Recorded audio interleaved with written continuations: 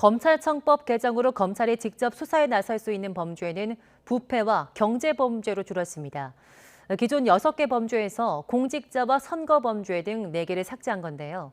검찰은 반발하고 있지만 이른바 검수완박, 검찰의 수사권 완전 박탈로 보기는 어렵다는 평가가 많습니다. 이종환 기자입니다. 개정된 검찰청법이 공포돼 넉 달 뒤 시행에 들어가면 검찰의 직접 수사 대상은 부패와 경제범죄로 제한됩니다. 기존 6대 범죄에서 공직자와 선거, 방위사업, 대형 참사가 삭제되면서 2개만 남게 됐습니다. 단 경찰이나 공수처 공무원이 범한 범죄도 검찰의 직접 수사 대상입니다. 검찰 내 수사권과 기소권을 분리해 놓은 것도 큰 변화입니다. 경찰이 송치한 사건이 아니라면 수사를 마친 검사는 다른 검사에게 사건을 넘겨 기소 여부 판단을 맡겨야 합니다. 검찰총장의 국회 보고 규정도 신설됐습니다. 검수완박 법안의 시행 시기만 잠시 늦춘 것에 불과하므로 검찰은 중재안에 동의할 수 없고 명확하게 반대합니다.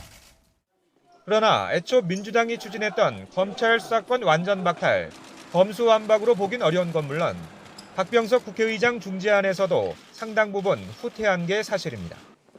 무엇보다 입법 취지와는 무관하게 법조문 해석상 직접 수사 범위가 추가될 여지가 있다는 점이 큰 변수입니다.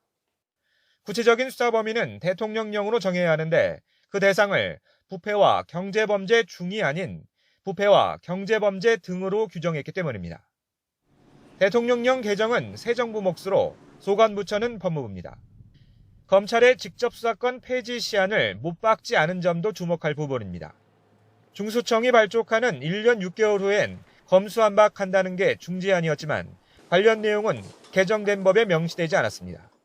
검찰 수사권을 언제까지 박탈할 것인지가 정확하게 정해져 있지 않고 구체적으로 수사 대상의 범죄와 관련해서도 일부 대통령령으로 남길 수 있는 부분들이 있기 때문에 결과적으로 애초에 이야기했던 검찰 수사권 완전 박탈이다 이렇게 보기는 어렵다. 당분간 수사권 확대가 불가피한 경찰의 권한남용 우려 등에 대한 대책이 없다는 점도 맹점으로 지적됩니다. YTN 이종원입니다.